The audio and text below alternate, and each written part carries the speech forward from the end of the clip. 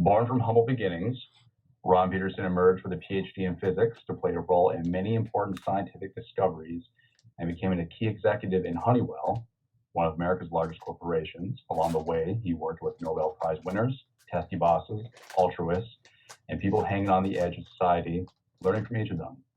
Introvert Learns to Fly is an often humorous memoir chock full of life lessons from us all. Ron, thanks for joining me on Right on Radio. Thanks a lot, Josh. I appreciate the opportunity. While reading Introvert Learns to Fly, you mentioned that your father recommended you go to barber school if the whole science thing doesn't work out. Did he ever change his mind about what he said to you? I think so. He died in about 1982, and I'd been a scientist, and actually I got promoted a couple of times by then. So I think he had given up on the idea. Also, it would have been a horrible idea because that was just about when the people stopped cutting their hair. Back when I started going to school, there was a lot of that was sort of the hippie era, and I probably would have starved to death if I followed this advice. Did you ever contemplate a hippie lifestyle at all? I must not. Maybe I was just too busy. It was kind of. I tended to agree with the politics of it all, but it was, and I didn't really like the idea of the war very much. But it was. I wasn't going to, wear flowers in my hair and go off, and it was. I think in the book, you probably read the part where I was in the basement laboratories doing my experiments while there were riots outside at the University of Illinois, and they had curfews. So I ended up sleeping on an air mattress underneath my desk, probably for weeks on end. So I didn't have to violate any of the, because I would have had to walk about eight blocks home, and there's a lot of police out there, and it could have been dangerous. So mostly I was just trying to get things done. It's kind of been true my whole life. Just, do as much useful stuff as you can in the time you've got. You also talk about in the book too how a superpower of yours that's maybe sometimes been both an advantage and disadvantage is that you can become extremely focused on a subject matter where you can kind of lose track of reality around you. Is that partially what we think was a symptom of that? For sure. I was so dedicated to getting a PhD ever since some kids in high school said that no one from our high school ever got a PhD. It was sort of like it became a must. I think it's also why I'm able to write books, because most normal people would say, I'm not going to spend a year and a half writing something, which may or may not be even useful. And but when I get on a project, I kind of like to. It's a big advantage to be able to focus like that, to learn things, but it also means people around me are wondering what I'm up to. You told me recently you had an interest in biochemistry and genetics while reading The Codebreaker by Walter Isaacson. What led you to your interest in becoming a scientist? Well, that's an evolutionary process. I think when I was in grade school, I learned that I was really pretty good in math. Father put me on display whenever anybody came over. And then I did some things which surprised teachers. And I think when I hit the 8th grade, when I finally was in a school where all the rich schools kind of came together at middle school, I got the highest score on a math test, and it was like, what? Maybe I am good at this. So that was part of it. And I started building a telescope, and I got some teachers who really encouraged me, way beyond, what teachers are supposed to do. I think in 9th grade, we had to say what we wanted to be, and I put down teacher, engineer, or scientist. And then I studied to see which ones made the most money and things like that. And so by the time I was in high school, I either wanted to be a world-class high jumper or a scientist. So somewhere along the line, that decision was kind of made, whether that was plausible. With my father saying, this can't work.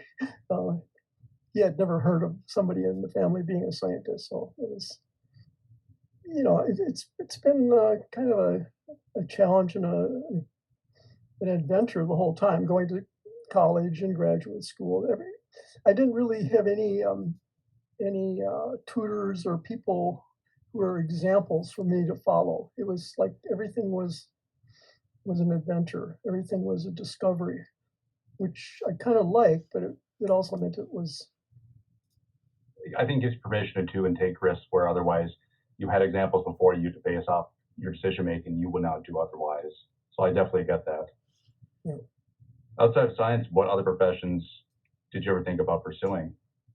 Being a teacher was certainly a natural. I loved doing that when I was in graduate school. And I suppose becoming a professor and being research and teaching would have been the ideal. But I really like teaching people. Yeah, that's why I'm teaching my grandchildren now. What about teaching do you like? Is it just connecting with people about a subject matter that you share a common interest in? Yeah, I think so. I think it's like when I discover something, I want to tell other people. Mm-hmm. I don't know if it's because I want them to know that I know it or what, but I think if you in the book you see, I mean, I had tons of fun in graduate school. I literally tried to make sure all the class passed the tests, and I used to throw liquid air on the class if they seemed to be dozing off, just to wake them up. And you can be very creative as a teacher. That would have worked out fine too. I like this anecdote you shared in the book about there was a young woman who I believe your focus was for kids, people are going to become nurses or doctors, and she said she'd never gotten less than an A in her life, and she was struggling in your class, and then you're nice enough to talk with her, come outside class, and more like just give her emotional support, I think, and to come back in and have confidence in her abilities.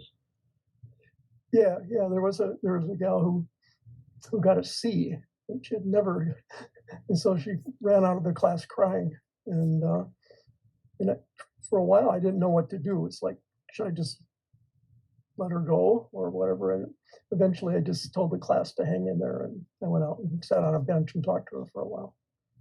I mean, for me, those classes were sort of a one-on-one thing because I was tutoring almost everybody. And you're right, they were all pre-med or pre-nursing. And that class was set up to screen out the people who didn't deserve that. Mm-hmm. And so they all knew that was a class you had to pass. And I tried to teach it in a way so that they could all pass the tests, and make it as fun as possible. Who are some of your heroes in science? Well, I've always tried to have a heroes list, and some people drop in and out. I noticed you suggested Heisenberg. I had seen a movie where the idea was that he actually slowed down the Nazi program to develop an atomic bomb, and he came across as sort of a hero, and I would have added him to my list, but there's also a lot of people who say that wasn't quite true, and that he didn't deserve the credit, that he just goofed up and slowed it down by making errors. But yeah, I mean, I can't remember who I put on my list. John Bardeen, who was a double Nobel Prize winner, he was on my advisory committee for graduate school. I held in a lot of esteem. He had helped invent the transistor, and then he developed a theory for superfluidity. About a year after I got the Nobel Prize, about a year after I got to Illinois, and I actually spent a couple hours with him talking about projects and research that he co-authored with us in the whole thing. He was such a quiet and I mean, he was the kind of person anybody could come and talk to for an hour, even a first year graduate student. The other extreme is, of course, Richard Feynman, who was like the definition of charisma. And I think I mentioned to you, when he would walk into a room, he couldn't just walk into a room. As soon as he opened the door, you knew he was coming, because he's waving his arms and he's shouting at some imaginary friend. And that's the way he taught, the classes that they were just totally engaging. And I guess that shows that you can have different personalities and be a scientist, which is good to know. You got into Caltech and you had the opportunity to take a graduate course with Feynman on quantum electrodynamics. And In a book, you said you had a confrontation with him, and I was wondering if you could talk about that. It was an issue of your grade, I believe. You asked to switch it to a pass-fail. Is that correct? Not quite. It was the actual way it happened was that there was this long line of students on the final day that you could drop the class. And I was at the end of this line, and all these people were chemistry students and different majors. And he kept, as they came up to him, he kept saying, "No, I'm not going to sign your drop slip. Um, be brave, young man," is what he kept repeating. And finally, I got there, and as a physics major, I thought, "Yikes, I'm in real trouble." And basically, I just said, "Hey, I'm taking 3 other physics courses. I'm working for this professor on the side, and I just can't do your course justice." And he said, "Oh, okay." And so he signed the drop card for me, which was unfortunate because he did make it a pass-fail class the next Monday. And I ended up going to all the classes anyway, so I could have gotten a pass. He was kind of a frightening person to walk right up and talk to. I mean, I guess he wouldn't have said that, but he's like regarded as one of the, the 10 best scientists of the 20th century, I think. Ron, I was shocked. You got into a fight with someone in grad school? Well, there are times when I can be stubborn. There was a chair, a big easy chair facing a TV in our living room in the grad school, where 3 of us lived in the same house. And this one really big, I like to call him a rude Chicago guy. And I've had a couple of confrontations with rude Chicago guys. One was at an airport where this guy with a Cadillac kept trying to cut me off as we're going to an exit at an airport thing. And I'm driving my 13-year-old Cougar with basically plasticized walls because it rusted out so much. And I just thought, you have far more to lose on this than I do. So I just kept edging ahead, and eventually the guy gave up. But the guy in our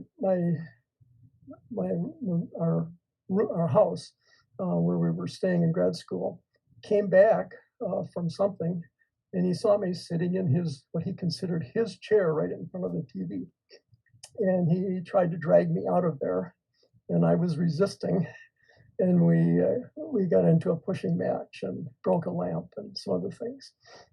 But it didn't get into, actually punching or anything. Okay. You refer to yourself as an odd vice president of one of the largest corporations in the U.S. Besides being a self-made introvert, what made you peculiar as a vice president at Honeywell? Talk about that, but I also want to know, in comparison to yourself, what were the other personalities like among the executives? Well, as you can imagine, most vice presidents tend to be very outgoing. There's a reason they got to their positions. When a couple of occasions come to mind when we would have parties with all the general managers. At the beginning, there were only 3 of us who had spouses who were still working. And for Miriam and I, that seemed like a normal thing to do. But out of the 80 VPs or something that were there was only 3 of us, and including 5 women whose husbands had stopped working. So it was kind of like, this is our job, is to do this. And eventually those 2 other people who were also from different research centers, also their spouses quit. So Miriam and I became the only ones. So that makes us a bit odd. The fact that I respected Miriam enough to know that her job as a teacher, she's a high school Spanish teacher, was as important for our family as my job. The other time was once we were at a meeting, and they went around the room with a bunch of general managers and asked, "What would you do if we suddenly gave you $100,000? And in that room, every single person named something that they would buy. And when they got to me, I said, "I'd just put it in the bank."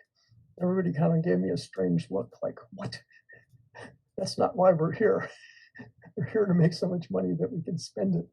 And I mean, also, when we'd go on trips to India or places like that, everybody else, or Japan, they had to come back with a whole string of pearls, that 2 or 3,000. They had to be willing. It was almost like a competition to see who could spend the most, and that was not. It just wasn't a priority for me. So that's the way I'm thinking. I'm a little bit odd. I mean, all the way through my career, I thought that the only way I would get ahead was if I did things which were remarkable. I had to get more business. I had to solve more problems. I had to do better research. And I didn't actually compete to get ahead. It was more like I had to prove that before there was an opening. I watched your video clip from the Context Conference, and at the very end, I don't remember what the gentleman's name is. I don't think they said in the video, but you told him, I guess he shared a story of how you told him one point, you wake up every morning and wonder how I'm going to impact the world. And I came across a quote actually from Thomas Jefferson saying that he saw himself as someone who was more interested in the dreams of the future than the history of the past. It reminded me of you. I was curious if you saw yourself in that way. Yeah, that's probably the case. I mean, it was a bit of an overstatement when he said that I woke up every morning thinking my only job was to change the world. Because, I mean, but to be honest, that was a consideration when I decided to become a scientist. Because especially in high school, I'm still kind of introverted, and it was like, okay, how can I have a real impact on the world? It's not going to be by becoming a politician and so the only thing that made sense to me was I knew that scientists, if they're successful, can invent something or come up with an idea, which once the idea happens, the world is changed. You know,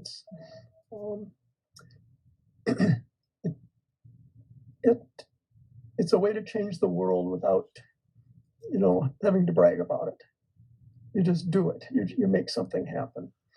And so, yeah, that is kind of my focus. Clearly, my writing about the future all the time. And if you go to my website, the only thing on there is, I think that every single email I send out about my business says, okay, here's news from the future. It's just the way I think. I mean, that's my thing. It's, and the other problem is that I don't have a great memory. I never could have been a doctor or a lawyer because just too much memorization. It's just, those are things which are backward looking, I think. And they require too much remembering too many things. Okay, now this sparks a question for me. So I'm curious, how do you describe your thought process? If you examine your own thought process as it's happening, is it holistic? Do you feel like you're using all your brain to arrive at one point that is a synthesis of everything almost like you realize the answer, I guess, in a way? Is that how you would visualize or kind of explain how you think?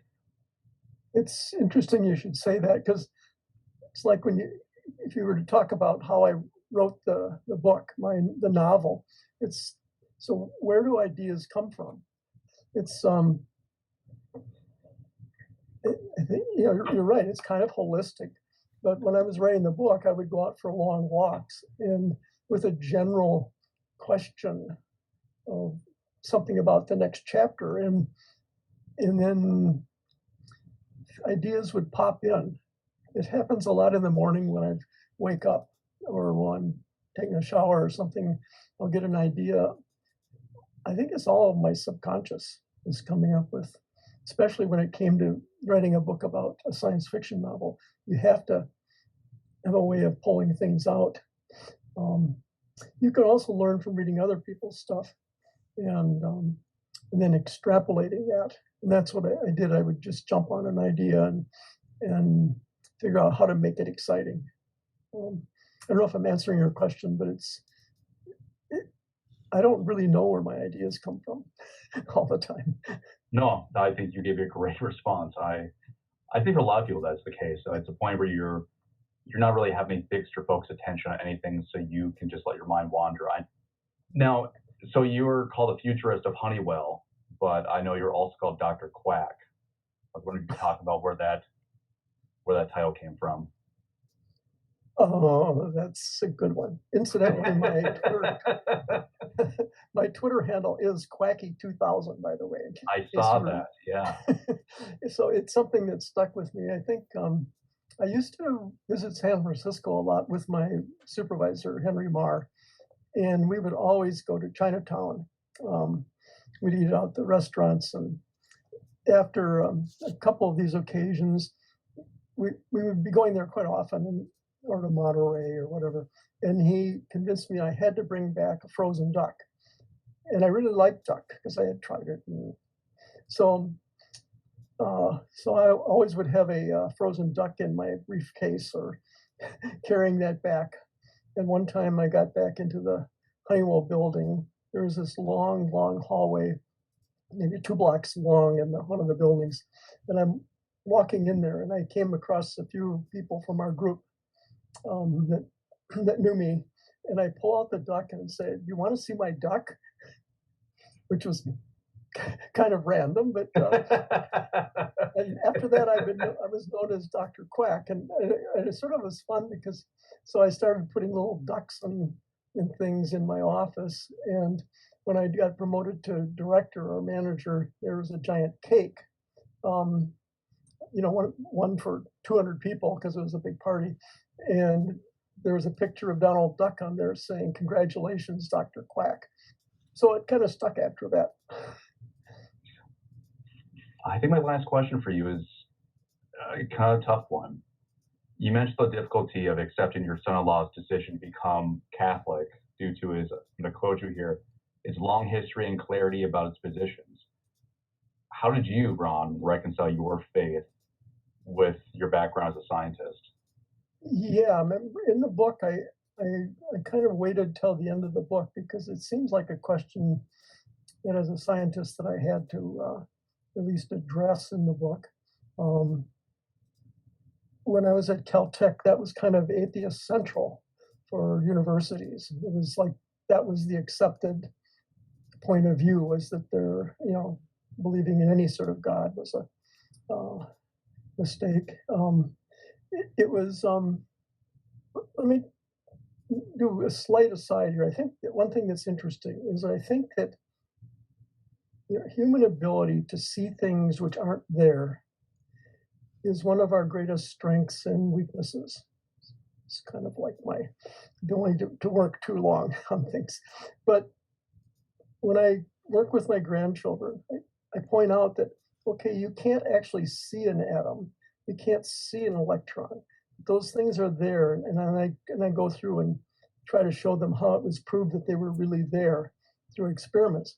But the point is that being able to see things beyond through telescopes that aren't visible to the human eye is one of the greatest strengths that humans have.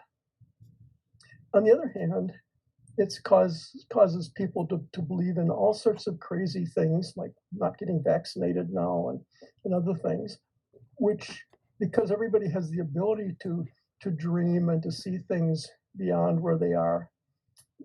And we kind of say that's okay to be able to do that. So I tend to think that the scientific method is needed. So there's a reason why you can believe in something which you can't see. But it's sort of the central conundrum on religion or non-religion. And I tried to address it in the book by just saying that I didn't really have a good answer, that I understood the arguments of my roommates and friends. I have tons of Jewish friends at Caltech, and there's a lot of different points of view. And I think I eventually said in the book, hey, I could argue that there is a God, and I've done that at our church. And given the 7 different reasons why I think that's likely. But I could also argue with the other 7 reasons why that's probably not correct. And I could argue with myself on these things. So I came down in the book by just saying, hey, I'm agnostic. I don't know. I can't prove it to anybody that they're wrong. because people just don't listen. So, but given that I don't know if there's a correct answer, and maybe because of my age, people who are older tend to be more church going and so on. For all those reasons, I've chosen to believe to have faith that in some Christian ideals, and there's a lot of other positives of that, like having a whole huge community of people who are friends and take care of one another. And at least at our church, it's a place that's very multicultural, and we try to help everybody. It's kind of the reason why I started the Rice Street Gardens. It's because I wanted to help people. So from that point of view, I think it's really very useful. But I'm, like I say, I couldn't really argue and convince other people one way or the other, because I'm too confused myself about the subject. I don't know if that answers. I think one of the things I learned at Caltech is that the professors, especially Feynman, would say you can believe in things or not believe in things, but the scientific method where things are repeatable is a better way to go. And whatever you do, you shouldn't believe something just because some high-minded person, somebody with authority, says this is what's true. That if you start believing in an authoritative person or church, or then that's the worst thing you can do as a scientist, because the Galileo story, and there's a ton of other ones which can kind of support that. But it's kind of I don't know. So I argue with myself on this too all the time. Every time people are praying at church, I'm thinking about things like this. This is my time with Ron Peterson talking about his memoir, An Introvert Learns to Fly, a memoir of timidity, panic, science, leadership, and love. Ron, it's been a delight having you. Thanks so much for being on the show. Thank you. It's been interesting. Now this.